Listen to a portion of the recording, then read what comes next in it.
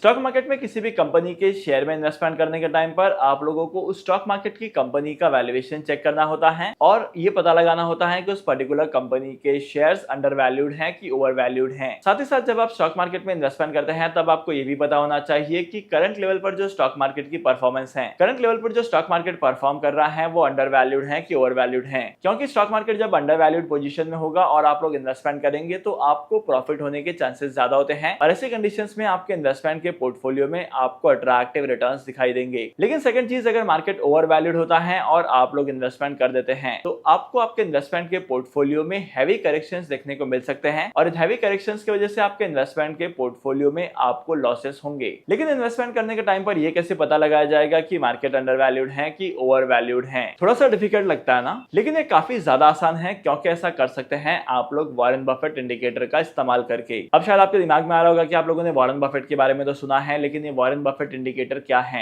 आखिर ये Warren Buffett indicator है कौन? द बफेट इंडिकेटर एक ऐसा टूल है जो वॉरेन बफेट इस्तेमाल करते हैं किसी भी कंपनी के शेयर में इन्वेस्टमेंट करने से पहले मार्केट की कंडीशन को चेक करने के लिए कि मार्केट कहीं ओवर वैल्यूड है। वॉरेन बफेट इस इंडिकेटर का इस्तेमाल करते हैं पता लगाने के लिए कि मार्केट अंडर वैल्यूड है कि ओवर वैल्यूड है। और वॉरेन बफेट के इस इंडिकेटर को market cap to GDP ratio भी कहा जाता है। तो चलिए इस चीज को डिटेल में समझते हैं। अब जैसे कि मैंने आपको बताया है कि ये मार्केट कैप टू जीडीपी का रेशियो होता है, तो इस वाले फॉर्मूले में इकोनॉमी में जितनी भी कंपनीज हैं उन सभी के मार्केट कैप को डिवाइड किया जाता है कंट्री की जीडीपी से। अब एक्चुअली इंडिकेटर ये कहता है कि मार्केट में जितनी भी कंपनीज हैं, मार्केट में जितने भी गुड्स एंड सर्विसेज हैं, उन सभी की वैल्यू कंट्री की जीडीपी से ज्यादा नहीं होती है।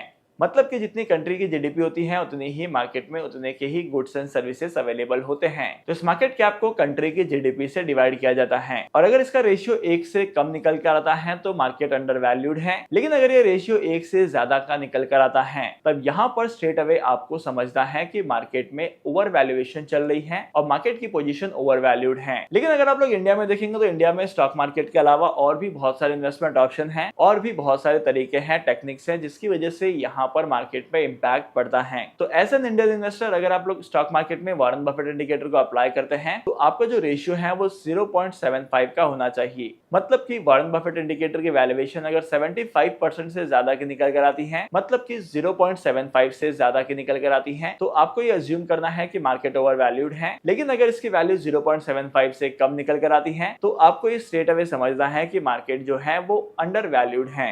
अब काफी बार तो ऐसा देखा जाता है कि मार्केट की जो वैल्यूएशन है वो मार्केट की वोलेटिलिटी पर डिपेंड करती है। अब जितना ज्यादा मार्केट वोलेटाइल होगा उतना ही ज्यादा मार्केट में वैल्यूएशन बढ़ेगी। अब वॉरेन बफेट इंडिकेटर के अलावा भी मार्केट में से बहुत सारे टूल्स हैं जिसकी वजह से आप लोग पता लगा सकते हैं कि मार्केट अंडर वैल्यूड है कि ओवर वैल्यूड है। लेकिन वॉरेन बफेट का जो इंडिकेटर है इससे पता लगाना काफी ज्यादा आसान होता है कि मार्केट अंडर वैल्यूड है कि ओवर वैल्यूड है। और क्या आप लोगों ने इस इंडिकेटर का इस्तेमाल किया है प्रीवियसली इन्वेस्टमेंट करने के टाइम पर? Let us know in the comment section. Demat account open करने के लिए टॉप 3 ब्रोकर्स की लिंक आपको डिस्क्रिप्शन में मिल जाएगी। वहां पर जाकर आप लोग डीमैट अकाउंट ओपन कर सकते हैं और स्टॉक मार्केट में इन्वेस्टमेंट करना स्टार्ट कर सकते हैं। तो आज के इस इंपॉर्टेंट वीडियो को यहीं पर खत्म करते हैं। मैं आपको मिलूंगा अगली वीडियो में नए टॉपिक के साथ, एक इंटरेस्टिंग टॉपिक के साथ। तब तक के लिए signing off, happy investing and good bye.